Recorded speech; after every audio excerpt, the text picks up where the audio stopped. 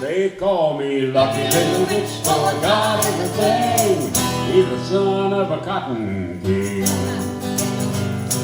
Well, he grew all the cotton in the county.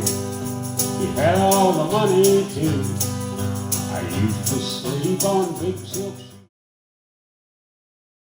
Well, when I was about 6 years old, I think it was, my brother brought home a wind-up phonograph.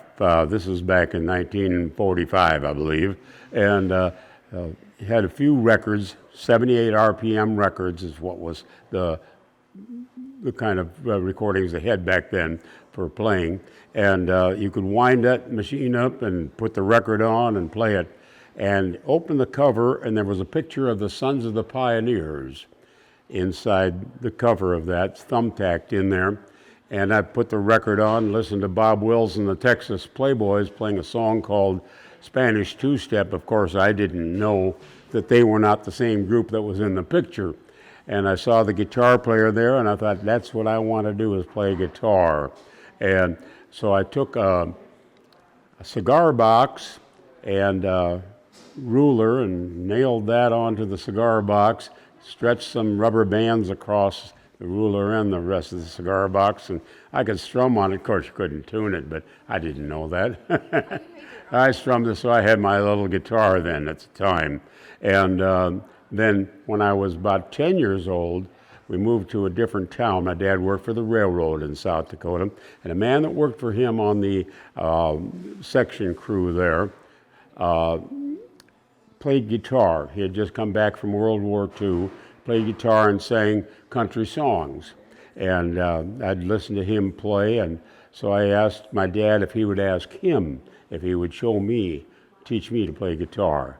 And this man had a couple of guitars, so he loaned me one, showed me a few chords, and that was the beginning of my guitar playing. And I loved music of all genres at the time. If you listened to the radio back at that time, you heard some of everything. So I liked everything from Frank Sinatra to Mario Lanza to Ernest Tubb and Roy Acuff and Hank Snow and all the people that were popular in country music at that time as well. Well, actually, I guess inspiration-wise, why there were many, because I loved, like I said, I loved music, and I listened to various groups and various singers. I liked Hank Snow. He sang railroad songs a lot. So my dad, being a railroad man, we lived beside the railroad track. He was a section foreman. So we lived in the house that the railroad provided, so railroading was a big thing in my life at that time. And Hank Snow would sing "I'm Moving On" and "One More Ride," and just the list would go on. And I liked that. But of course, I liked Ernest Tubb and Tex Ritter. Lefty Frizzell came along. He was a big influence on me when he had his first records out, Mom and Dad's Waltz and several others. And then Marty Robbins. Johnny Cash, of course, came along in about 1955, and I learned his songs. And by then, my voice had started to lower, so I could do his songs and sound something like him. Of course, Elvis Presley was a big influence. Chuck Berry, Buddy Holly, rock and roll singers. I loved all of that. So I had a multiple number of influences that I really was exposed to and that I listened to and was a big fan of, even Frank Sinatra and people like that.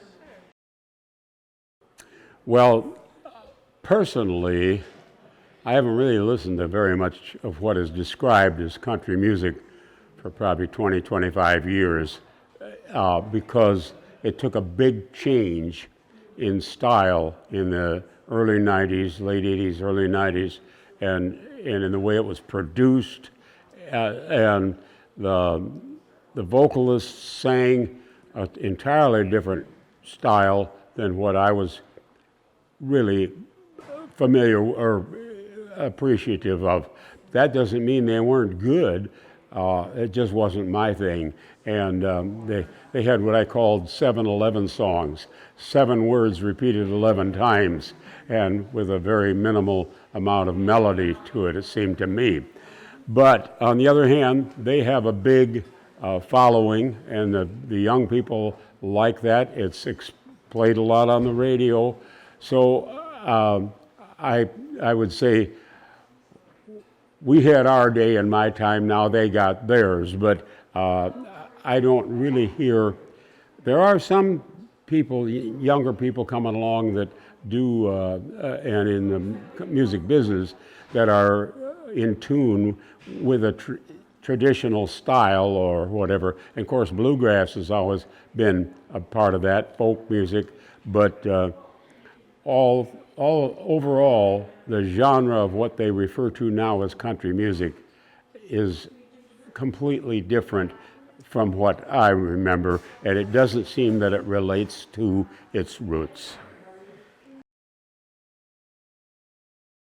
I did quite a bit of songwriting back in the 50s, 60s, 70s, 80s, even 90s, and still do occasionally. But the way I wrote songs would be if I heard something or thought of a subject that was, I wrote a lot of topical songs, both that had sometimes a political satire to them or just a novelty number, but also a lot of serious and beautiful love songs. I don't know if they're beautiful or not, but for me they were, because it was something that I had experienced or knew about. And so I would usually write the lyric, and the tune would kind of come to me simultaneously as I wrote the lyric. Then I'd pick up a guitar and try to put an arrangement to it so that it, the meter of the song and all the poetic phrases all lined up in the order that they needed to in order for it to be a melodic and a song that had correct meter to it. So that's kind of how I've done it over the years. Just come up with an idea, write down the lyrics, and try to come up with some good poetic lines. Sometimes if you can come up with a poetic license, something that hasn't been rhymed before, that would be pretty cool if it was good. But in other words, it's easy to rhyme love with of. And a lot of people come up to me and bring me a song they've written, and it's all things that have been said many times before. But you like to have something that's a little bit unique. So that's what I try to accomplish too when I write songs.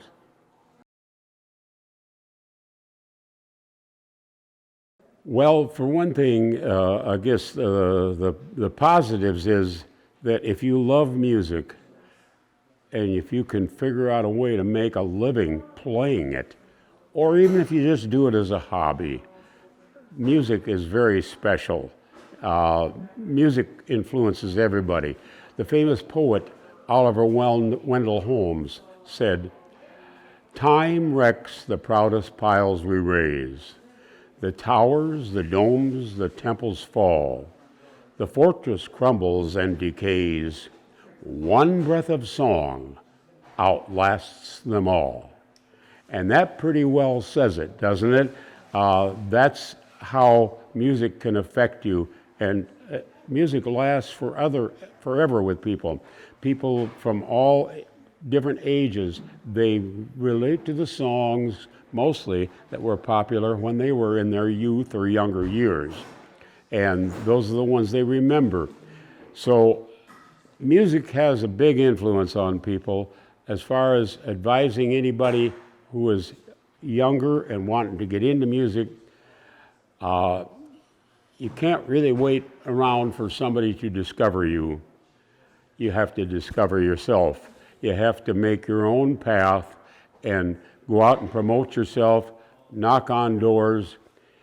If you don't ask, the answer is no. So you have to keep on pushing and believing in yourself and what you do. And as far as the biggest support factor for me, I guess my own parents were a big support factor when and many other friends have been. And also several other artists in the business. Johnny Cash helped me a lot, and several other people that I've known in the music business through the years. Marty Stewart, who is a popular singer and band leader and great musician, has given me great encouragement too through the years. But there's many people that have helped me, and I just can't say thank you enough to all the people who have. The worst song that I know all the words to was from an album by Dr. Hook. Oh, yeah. Okay. And the song was titled True Love. I believe that's the title of it. But the opening line goes, every morning, won't you wake up early, make me a great big T-bone steak, then go out on the street and hustle your body, bring me back all the money you make. Want you rub my body with sweet scented oil, cool me with your electric fan, then go to the church, fall down on your knees and say, Lord, I thank you for that man, and I call that true love. There you go. All right, and I know all the verses to it because it was a funny song at the time back in the 70s, but a pretty bad song. Well, thank you for sharing that. Appreciate it. Yeah.